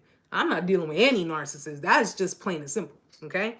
I want to see 45. I'm just saying. I'm 38 now. I want to live at least past 60. Just give me till 60. That's all I need. Enough to see my son grow up, go to college, get set with money, because I'm going to have a life insurance policy on. That's all I need. That's all I need. To live in a world that, you got these types of people walking around. The only thing you can do is just pray, pray to God to, Heather, you're 44. And you know what? I'll be so glad when I hit 40. I'm looking forward to hitting 40. I'm looking forward to hitting 40. I think I might go silver when I hit 40. I think I just might do that. I might just go silver when I hit 40. I already got enough grays coming out, so. But guys, definitely just keep in mind what you've learned, and, just remember that Thank you, Adrena. Thank you. It's gonna be for a while. I'm gonna keep it for a while, and then we'll figure out what other color I might try next. I actually, what did I tell you before? Before I did my hair red, I said I'm never dyeing my hair red again. I'm like, I'm not gonna do my hair red. You were dark. I can't believe it. And look, I'm red. You were like a dark, right? I was dark. I was black. I think I was dark brown black. And then I just like, I woke up one day and I said, I just want to bleach my hair. And I just started bleaching it. And I'm like, I can't go back. So I figured, you know, might as well keep it. Thank you. Yeah, I think I would too. See, Alicia says, she goes, love the red, Erica, but girl, you will slam with the silver too. I think I would. Maybe got some like storm thing going on. I think I would do it. Or I'll get a silver wig. I'll put a silver wig on. I gotta see how I look in it. Put the silver wig on. And I'll be like, call me Storm. Butch. Oh, okay. Just give me 1 second, Butch. Thank you for justice. Thank you. Welcome. Whom the sun sets free is free indeed. Freedom feels so good. Narc or toxic people. Yes. Remember what I told you guys? Peace is priority, right? Peace is priority. 2021. Peace is priority. And if they're going to try to, if there are people coming into your lives that you think may affect your peace, kick them the hell out. Kick them the hell out. Butch, after a long time being in a relationship with a narc, I found myself gaslighting myself, which added to the insanity. How is that? Soul tie, trauma bond. Yeah, because you've been gaslit. You've been gaslit by the perpetrator. So because you've internalized all of that, you're actually convincing yourself that what they're saying is true. You're convincing yourself that you're the one who's going crazy. You're the one who's seeing things. You're the one who's hearing things. You're the one. Listen, if that car would have stopped at a red light, because it was a green light in front of my job, if that car would have been forced to stop right there, I would have looked. I'd have walked with my cigarette in my hand like, sup? But I knew what I saw. They're going to try to tell you otherwise. No, you didn't see me. You don't know what you're talking about. How could I have been there when I was there? Bruh. No. No. I may be blind, but I'm not stupid. No. I know what I saw. If there's certain things that they do, because a lot of people, you know, a lot of narcs and manipulators, they like to triangulate. They like to do a lot of things to get a reaction out of you, to make you jealous, to make you feel some kind of way. Naturally, when you react, what happens? They flip it around. What are you talking about? What do you don't know what you saw. You didn't see anything. I don't know what the hell you're talking about. And this, and they sound convincing. They sound convincing, so much to the point that you're actually convincing yourself. Okay, was I wrong? Did I see this? Did this happen? Did this person, did you speak to, did you actually? I have one ex, guys. I'm going to just tell you this real quickly. As a matter of fact, it was the one that I referred, the bipolar one. He was the bipolar one. And he was the one that after we broke up, I didn't know who the hell he was when he hit me up, when he called me. We were going to go out on his birthday. And he got so piss-faced drunk that we didn't even get to make it to go out. He got so drunk, he had alcohol poisoning. We ended up in the hospital. Okay? He literally passed out in the train station, at the top of the stairs of the train station. Passed out, sprawled on the ground. Okay? A very embarrassing moment for me. Fine ass firefighters. Very embarrassing moment. Go to the hospital, and I knew something was wrong. I'm like, yo, this dude is knocked out. Like, he's in an alcohol coma. I don't know if you guys know what that is, but that's one of those comas that is just like, bro. I looked at him and I said, there's something you're not telling me. There's something going on. And I don't know why the hell I did it. So his phone, he had his phone in his pocket. I pull his phone out. And I'm like, it has a passcode. So I'm like, okay, I need to see. When I need to look through your shit, that means that I know I'm about to find something, because I don't look through any man's phones. I don't look through any man's things, okay? Don't give me a reason, because the minute I have to look through your things, I'm not going to bother. I'm just going to leave. I looked through it. Well, how did I get in? He has 3 boys, and all of their names and their birthdays were tattooed on his body. And I said, okay, one of the birthdays has to be a way to open up this phone. So I go and I put one son, didn't open up, but the other son didn't open up. Put the third son, bingo, phone opens up. I found 3 dating apps. He was on 3 different dating apps. Mind you, I'm being the loving girlfriend that I was, the caring girlfriend. By the way, guys, he was a somatic narcissist. He used for money. He used, and then everything I bought him, he used to impress these other women. So he went and he would pose online, everything that I got him. He's like if he bought it himself. All right, cool. So you a lame ass dude, ain't you? All right, cool. So he went and he had 3 dating sites. Not one. Like, damn, you that greedy? You had 3 different dating sites. Yeah, very pathetic. Extremely. And I was like, oh, and I see just lists and lists of different girls. Oh, when can I meet you? Oh, who do you live with? Oh, I live by myself and this and that. Meantime, this bum ass lived with his grandmother on her couch. And I was like, oh, he lying to you? Okay, and just going back and forth, going back and forth. He had different dating sites. He had already planned on trying to get someone else while he was still with me. He already planned it. So he was, he was already basically just trying to find out his victim. He was trying to find his next victim. I kid you not. We were in the trauma room or something, like where the other nurses are and stuff. He was in a coma. Do you know what I did? Left his ass there. Before I left, I took the phone and I hit him so hard with it. He didn't wake up, mind you. Guys, he didn't wake up. He was in such a deep coma, but I took the phone and all you see are the nurses like this. They're just, writing. All he is, pow, right on his face. And they all just like jumped like, what the fuck was that? I hit him with the phone.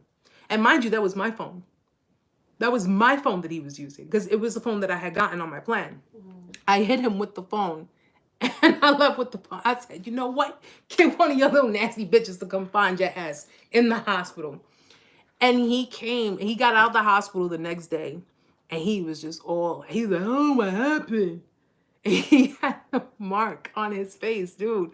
And I'm like, I don't know what happened either. I don't know what happened. And every girl that he was talking to online, I reached out to all of them. I said, yeah, I'm this girl. Oh yeah, he telling you this, he telling you that. And I let them all know. I told you I'm a snitch. I told you I'm a snitch. Oh, yes. Yep. They are. They are. She got that cool ID right across his face. Sandra goes, they're comedic.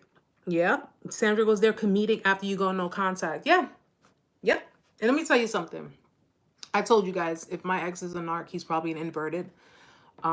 Which he's not the one who goes for like all of that, that super, super attention, His ex, of course, is the one who's she's classified with so many different. Thank you, Stephen. Thank you so much, sweetheart.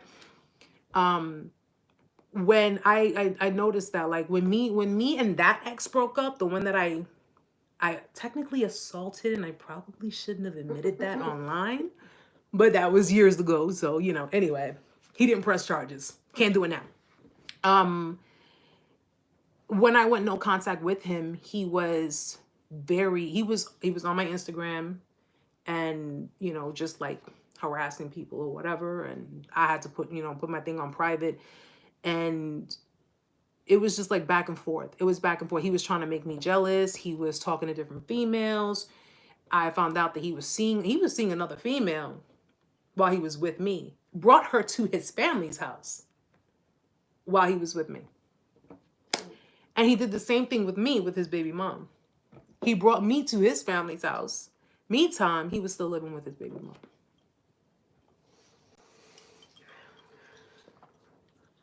I call it exactly. Self-defense. It was self-defense. What happened? Well, Yana, what happened was, right? You see, he was doing his face just met up with the phone. I don't know what happened. Or it fell and I went to grab it and it just, that's what they do. Yep, that is exactly what they do. That's what they do. And you know something? He was, and Heather, you know what? I'm gonna tell you something. They'll do a lot of shady things because at that point in time, narcissists are the type of people who make permanent decisions based on temporary emotions. All right. If the next victim had any idea what it would be that they would be dealing with, okay, and if they want to sit there and be on some, like, you could try to be a good Samaritan and be like, listen, you might not want to deal with this person. But of course, they're going to look at you like, oh, you just jealous. You just jealous because they don't want you no more and this and that. That's all you need to tell me. Now let your ass go through what the hell I went through, okay? You want to be a cunt about it? No problem. You go ahead and go through it since you think I'm so damn jealous. And you let them deal with it. Let them deal with it. Those, and then they got the flying monkeys, of course, the people of the opposite sex or the same sex, that are just like feeding into their nonsense, feeding into their bullshit. Exactly, Anna. Let them learn. Exactly. Alicia, girl, these fools will have you rethinking your freedom. And so that I don't wind up wearing an orange jumpsuit. I stay away. Yeah. Oh, girl. You have any idea how many times I thought about it? All I'm saying is, Amanda, somebody owes me money for my therapy. That's all I'm saying. Somebody owes me money for my therapy. I didn't use health insurance. I didn't use none of that. I used cash. I paid my therapist cash. One of you are going to pay me for my therapy. I don't give a damn. I didn't do anything wrong to you. I didn't project onto you. I didn't, abuse you. I didn't manipulate you. I didn't do any of that. Somebody's paying for my therapy. That's all I'm saying. Her ex's sister calling and asking me if I'm happy still makes me laugh. Yeah, like I told you, Heather, you got to be careful with that because they will use family members. They will use friends to reach out to you. They'll use other people to try to contact you. No, I mean, yeah, and you know what? At the end of the day, you didn't ask for any of this. You didn't ask for any of this. You didn't ask, listen, if people came with warning labels, we would have, listen, how many headaches we could have avoided? How many headaches? Now it's to the point, guys, when you start to date, now you got to sit there and interview someone. Like, you literally got to sit there and be like, so what's your relationship with your parents? All right, let's talk brass taxes here for a second, okay? Okay, I'm the federal government, you're Donald Trump. Show me your taxes. That's what you got to do. And you got to sit there and tell them, how much trauma do you have? How fucked up is your family dynamics before you start projecting this bullshit onto me? How screwed up are you? That's what you have to start asking people. It's not about, hey, so, what's your relationships like? How is this and how? No, how screwed up in the head are you? So I can know if I want to deal with your ass or not. That's what you got to start doing. You got to start asking them questions like that. They're going to look at you like you all kinds of crazy. I'm asking because I just went to therapy. I did all my healing. I cleared my trauma. I did everything I had to do. I worked on myself. The only thing I have not done was went to jail. Do you want me to go to jail? That's what you got to ask them. Do I look like I would look good in an orange suit? Do I look like I would look good? I told them they let you out. What you talking about? No. And you have to tell them. You have to literally get down to the nitty gritty of it, guys. You have to literally say, yo, what was your relationship like? Okay. You know what? Do you have any kind of mental health issues in your family? Listen, we all got mental health issues in our families. We are aware of that. We all have them. But at the end of the day, I'm willing to admit I'm a recovering codependent person. I recovered codependency. I'm not a narcissist. I'm not a borderline. My ex had me thinking that I was borderline personality disorder. Okay? He literally asked me, are you bipolar? Are you bipolar? And I'm like, what the fuck? Where the hell did that come from? Am I bipolar? And he's like, yeah, are you bipolar? And I'm like, you seriously asking me if I'm bipolar? I bring you coffee in the morning when you wake up. I rub your feet when you came home from work after you were shoveling snow outside all day. Bring you dinner in bed. Rub your back. I do all of these things for you, and you're asking me if I'm bipolar? Seriously? Like, come on. Come on. And they'll have you thinking that you're the one who's crazy. You're the one who's toxic. And all because they refuse to clear their trauma. They refuse to deal with themselves. They refuse to admit they have a problem. Well, like I said, guys, you guys are one of the very few Yes, Adrena. Yes, it's sickening because they project. They project that trauma. They project the resentment. They project the anger. They project the hatred. They project the self-loathing. They project the insecurities. They project the jealousy. They project everything that they dislike about themselves because why? They refuse to get the help that they need to clear whatever issues they have. It's easier to project onto someone else than it is to sit there and admit, I have a problem and I need to get help. I have a problem and I need to figure out what the hell is wrong with me. It's easier to deflect and to just basically thwart accountability and just project it onto the world. You're the problem. You have the issues. I don't have the issues. You can't handle my personality. That's their answer to it. I have a very strong personality. You have the personality of a fucking shark. That's what you have. Where it's like you just see blood. They just want to just suck the blood out of you. Like, really? No. Oh, I want another narcissist to come my way. Come my way, fool. Come my way. No, I want one to come my way. I want one to come my way. Okay? Don't. You hyped today. Yes, Alicia goes, no, I'm not bipolar. I'm bi-sick of your sorry behind. Heather, I'm going to make an interview question sheet and have my next day fill it out. There you go. And if you're lucky, tell them you need a blood sample and social security number. Last 4 digits. Narc buster. Yes. Yes. I'm telling you, I want one to. I you know what? I encourage narcissists to say something. Come into the chat. Come into the chat. I dare them. I've already called out and I've already challenged quite a few of them. I don't live in fear. I don't live in fear. I grew up in Brooklyn, New York, in one of the most fucked up neighborhoods you could ever grow up in. And I survived that. And this is in the 90s. Okay. I grew up in the darker side of Jamaica, Queens. I've grown up with all kinds of bullshit. So trust and believe. I want them to. I'm dying for them. Adrena, gotta love when a narc sneaks up in the chat. That happens to me several times in the past few weeks with the garbage female narc. And let them, Adrena. And you know what? You keep doing it. Keep doing what you do, mama. You keep exposing, you keep putting it out there, and you keep just doing what's necessary because you're helping so many different people. You are helping so many people who can't, who just don't feel like they can fight the fight anymore, and you're becoming that, you're becoming that support beam for them. You're becoming something that they didn't think that, because you have people that are facing it alone.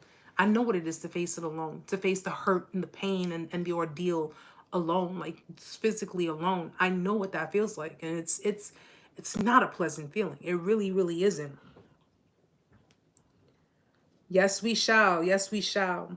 Butch, so I heard it 2 or 3 times about freedom and being a mature minority male. I find that freedom isn't free. In dealing with narcissistic abuse, you have to do the work. That's what I'm doing. Yeah. I mean, listen, you have to, Butch, you have to work on, do not absorb their projections. You are accountable for whatever you contributed. What you've contributed, you are accountable for that. You are not responsible for how they treated you.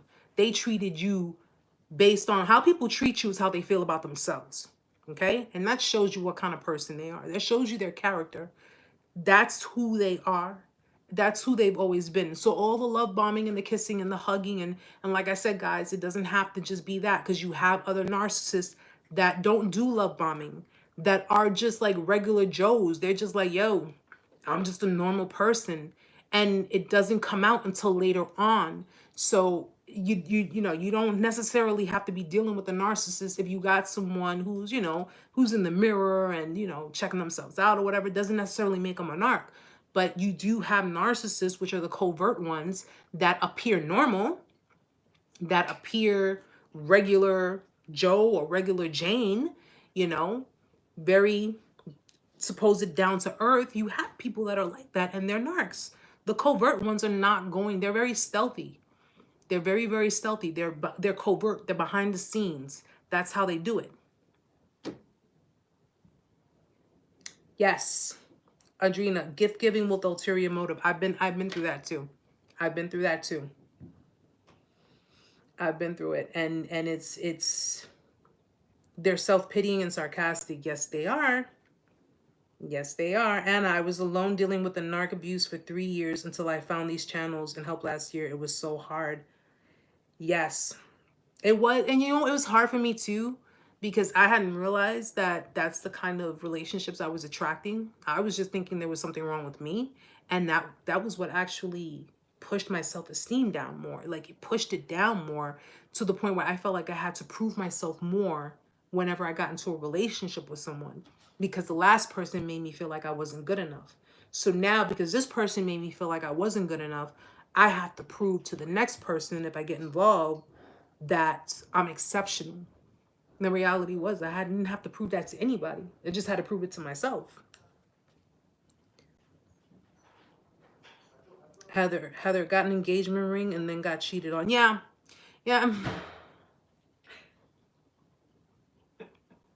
Bro, I tell you. I tell you. I can't.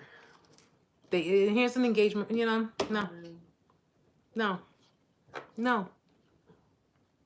I kick him in the shin. I don't know. I just I'm violent. I don't know why. I'm violent. I'm trying so hard, guys. I really am. I really, really am. The closest you're with a covert narc, you hear them and see them being arrogant sociopaths, malignant narcs, always maintain a modest image. Yes, they're basically, you know, like in front of their friends. I wouldn't even say family, because look at where they come from. In front of their friends, and you know, external people, they will pose as timid, shy, quiet people. They'll pose as, you know, maybe, you know, like they'll like, you know, talk around the group or whatever, or, you know, interact, but not like not too like, what's the word for it? Like overly, guys, what's the word? Yeah, like they're not real big social butterflies, but they're like the ones who scan the room, maybe, you know, and not to be confused with empaths, because as empaths, when you get into, because I don't know about you guys, but when I'm in a large crowd, I get anxious. It's like too much. It's like too much energy. And if it's like a big circle of people, so I tell people don't take offense to it, but when you're picking up different people's, it's like, I just get that anxious feeling. But for them, coverts are just like, you know, the cool, laid back type people. Like they're just chilled or whatever. And next thing you know, you be home alone with them, and they're like, what the fuck is your problem? What the hell just happened? What happened to that nice person that was talking with the friends and everything? That personality is for their friends. That personality is for their friends. That personality is not for you. Okay? And then when you get that personality in front of their friends, and you know, you're like, oh yeah, he loves me, she loves me, and all this, whatever. And next thing you know, you're at home and it's just something totally different. And you're like, wait a minute. Weren't we just at the same party together? Weren't we just hanging out together? Weren't we just sitting next to each other? And now you're being this way with me? What curled up your ass? Yeah, exactly. What curled up your ass? But then they'll flip it on you. Well, what do you mean? What do you mean what curled up my ass? What the hell's your problem? You're the one with the problem. Why were you so quiet? I could be quiet. I'm a quiet person. I'll sit there and be like, what's the problem? What's the problem? I'm like, what the fuck is the problem, bro? Why are you so quiet? My friends are sitting there wondering why you're just sitting there so quiet. Like, I'm not here to impress your fucking friends. I say hello. How you doing? And that's it. And keep it moving. Like, what the hell? Am I supposed to be the one to impress your friends? No. Yes, deceitful, pathological red flags. Absolutely. Melissa, yes, too much of people's energy is too much. Yeah, it is. It's just too overwhelming. It becomes very overwhelming, and you can't, like, I can be in a certain amount of, you know, group of people, but I tell people don't take offense to it. It's energy I'm picking up. It makes me very anxious especially if I'm around new people that I have never met before. It's too much energy to take to take in. So I have to separate myself for a second because I'm just like, that's just me. People are like, oh, you're just being antisocial. I'm not being antisocial. I'm not being antisocial. Listen, I'm the least person you want to call antisocial. Okay? I mentioned my toy on Instagram. Trust me. I'm not antisocial, guys. I'm very honest and I'm very blunt, so. But yeah, it's just that whole, you know, when you're dealing with coverts, if you are dealing with a covert, be very, very careful, guys, because they are very extremely dangerous. Covert narcissists are way dangerous. At least with overts, you know, you can tell and you can notice it. But even the overts, they only do that mainly in front of family members. They do it in front of family or like the small group of people that are like, you know, that are aware of your narc's tendencies. But if it's like in public or like in front of friends that they are afraid will judge them, they won't do it because they fear judgment.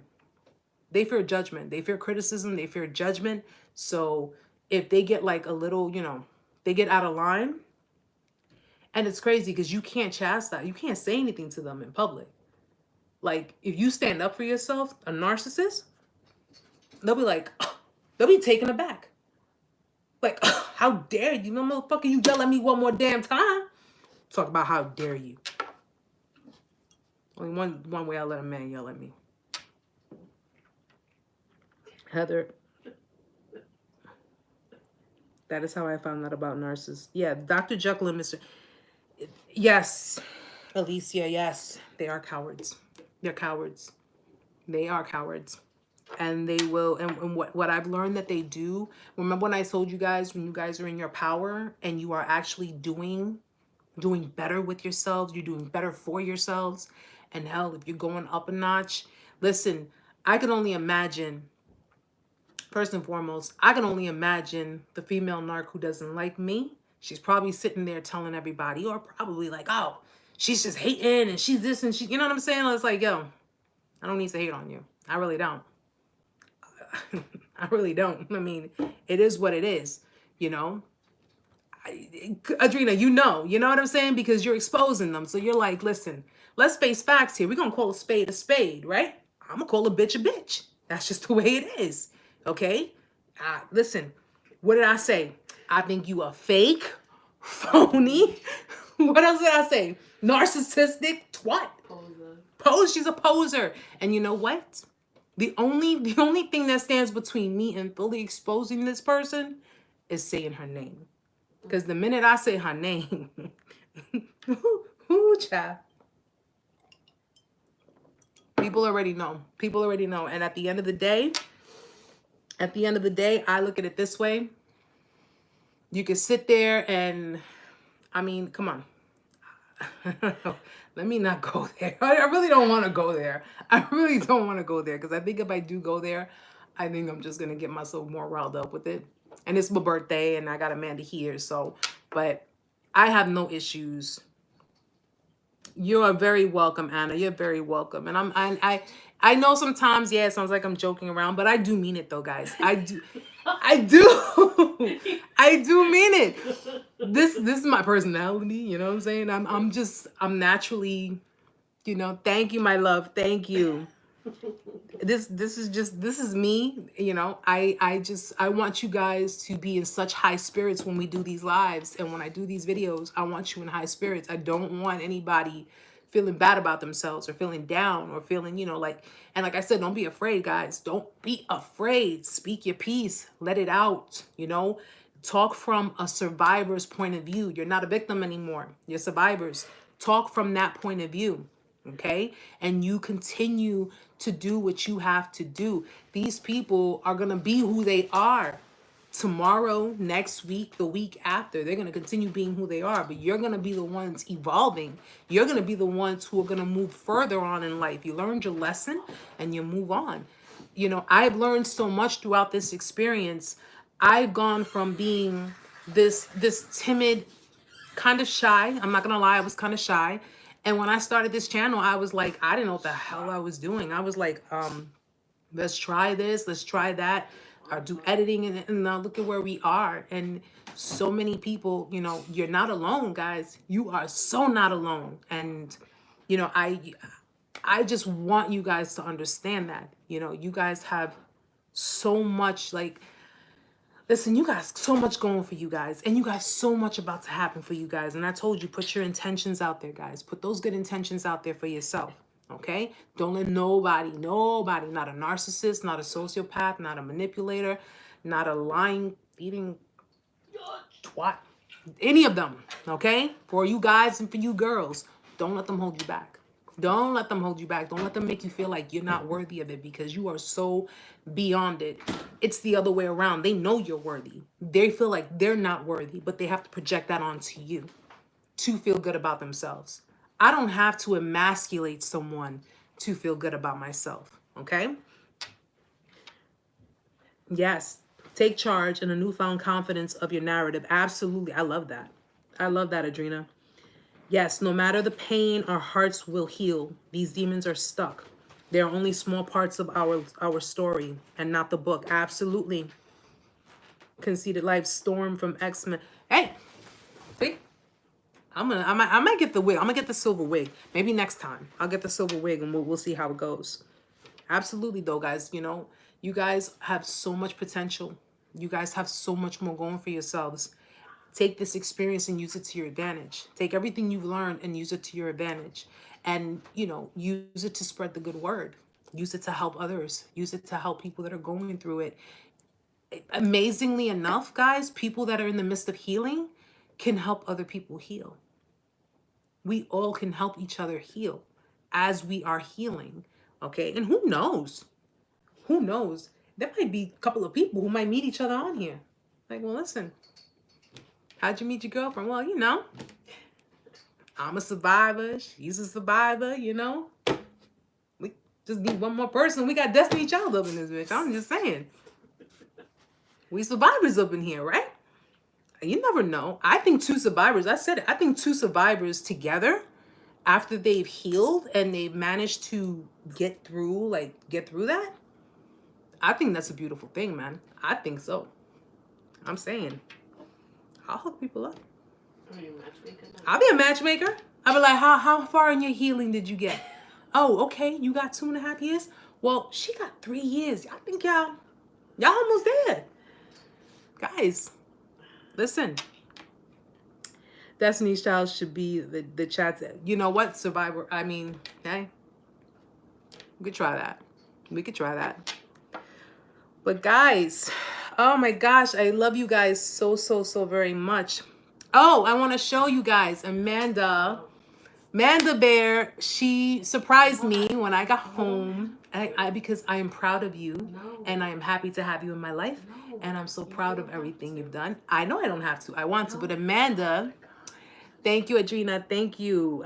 I enjoyed you too. You are such, Chica, you are such a wise chick, man, and I love that. I love that. I really do. And the things that you're doing, you're making a difference. You're helping people. You know, definitely need to collaborate. That'd be a cool thing. And, you know, you definitely got my support. So absolutely.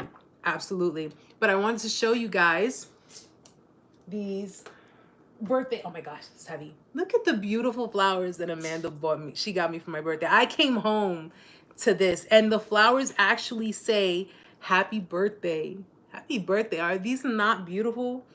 And actually, well, I already put up the picture on the community board. So, too late. They were beautiful. Thank you. I really appreciate them. So guys, thank you. Aren't they beautiful? I came home and I was surprised. I was like, oh my God, I'm getting emotional right now. Oh my God. And Gavin was here. Gavin's like, where did you get that? And I'm like, none of your business. You know what I'm saying? But it is what it is. But they're very beautiful, and I will take very good care of them. I might put them in the freezer to keep them. Thank you, guys. Thank you. She's she's an amazing friend. She really is. And we're like, what are we like? We're like yin and yang. You know, we keep it going. She's staying behind the scenes today because she's like, yeah, it's your thing. You do your thing. So we're gonna do a sip chat soon. We are gonna do a sip chat very soon. Thank you, Conceited. Thank you so much. I'm an old lady, but I'm aging gracefully, so I'm happy. You were sounding like a teenager with all this energy you had. I mean, today. listen, I'm an old lady, but if you Get your old lady gang together. You want 2001, Erica? I mean, that's we can do this. Just understand, I'll be. You know what? I think I'm about to rent out my services. Like, you know, your ex is a narc. You want me to slap the bitch? I can rent out my services. I don't have a problem with that. Conceded. You'll be 39 and fine on 218. Awesome. So make sure you're. I'll make sure. I wish. Well, I gotta check the dates on the calendar because 2/14 is Valentine's Day, right? Isn't that a Saturday? I have no idea. That is a Saturday. Or my luck. Valentine's Day is on a Saturday. I go outside, see any balloons, I'm popping them. We'll probably do a sip chat or something. Alicia, thank you so much, sweetheart. You definitely made a big part of that. So and you have been such a great support. Thank you so much. Conceded, you're far from old. Yeah, I mean, I'm I have my moments. I got out of bed earlier this morning and I'm just like I was like, all right, now I'm ready to go to work. I cracked my arm in like 5 places. I'm done. Amanda, your birthday, August. I shouldn't have to tell you when my birthday Oh my is. God. I You got so many birthdays to remember. August 31st? 30th? There you go. August 30th. You make it sound like I said like August 15th or something. I was only off by 1 day. August 30th is her birthday. Yeah. If you are old, well, I'm Asian, 46. No, and we're like fine wine. Yes, she's a Heather, she's a Virgo. Virgo. So if there's any Virgos in the house, yes. You're drinking a little bit more, which is good. I'm getting you to drink a little bit more. You're not that old. We got Virgos. We have Virgos in the house, but I'm surrounded by Virgos.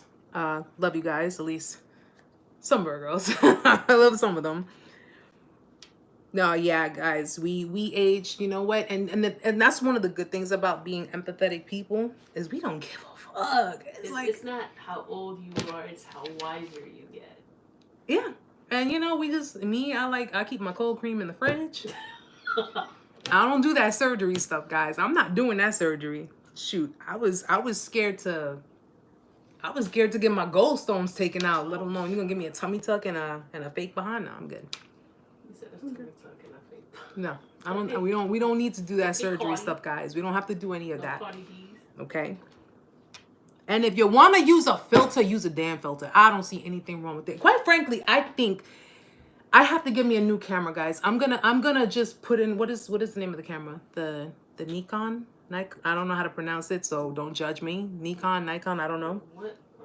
It's the camera, the new the camera that a lot of social media users use that give you like the best lighting and the best. Because I don't think this camera phone does me any justice on YouTube. Yeah, it doesn't do me any justice, guys. I'm actually a lot prettier. I'm just saying. I'm a pretty princess. That's all. Adrena goes, I barely survived my wisdom tooth surgery, let alone anything worse. Yeah, no. You guys are good the way you are. You don't have to you don't have to do anything. I'm surprised you survived that party popper thing. Thank you, Heather. Erica's a Capricorn. They make great therapists. By the way, Heather, I have a session at 3 p.m. on Saturday, so let me know what time you want to do this session. It's going to be between after 12 p.m. or before 5 p.m. Oh, hit up Mr. London here on YouTube for your fitness needs. He's super awesome. I need to work out. I noticed my chichos are coming out. Just start messing people up and you got your whole physical cardio. Yeah, so guys, I want to get my cardio up, right? I want to get my cardio on. So if you want to rent me for services, I'm not going to say stalk, but if you want me to just like run up on a chick, I get my cardio. I get it all, I'm just saying. I cannot believe I'm like advertising beating people up. I can't do that. Listen, that's why we both can't go. I gotta get you out. Heather, 12. Yeah, 12 is fine. I could do it for 30 minutes. So if you're able to do that, we'll do that. Adrena, I'll definitely check it out because I need to do my workout. I need to start working out again. I've been eating a lot more, especially since I've been working. I've been eating a lot more lately, so I've been eating way more. Okay, $16 on lunches? Well, now, you know I'm eating. Alrighty, my loves. My loves, my loves, my loves. Let's see. Okay. So, guys, I love having you guys here. Yeah, Alicia, if you guys have any kind of like programs that you recommend, please shoot them my way, because I do need to start working out. I definitely need to start working out, okay? I got Chichos coming out from my sides. I got it from the, you know, I just. Springtime's coming, don't worry, we'll start walking again. Yeah, we will start. We definitely walking again. Oh, shit. So guys, oh, there goes my battery, which means it's about that time. Guys, thank you so much for joining me. Thank you so much for being here on my birthday. This was like the best, well, aside from my flowers, my beautiful flowers, this was the best birthday gift that I could have, just to be here and talk with you guys and just, you know, make people laugh, enjoy the company, and of course, have my nearest and dearest friend here. Have a good night, Anna. Enjoy your night. I will be seeing you hopefully next week during the live. And of course, in the meantime, Alicia, much love to you, baby. I will be doing my videos throughout the week, of course, and working. I got to work on this book. So we got to get on it, guys. I was supposed to have this book done by last year, so I got to get back on it. So guys, thank you so much for being here. Thank you so much for giving me the best birthday gift that I could ever possibly have. And thank you so much for being just the best damn vibe tribe ever. You guys are truly awesome. So before you leave, please hit the like button on your way out. I will see you guys here next week, 8 p.m. Eastern Standard Time. Time to get my drink on. Guys, love you all. Have a great night. Have a great rest of your week. And I will see you guys next week. Namaste, guys. Mwah.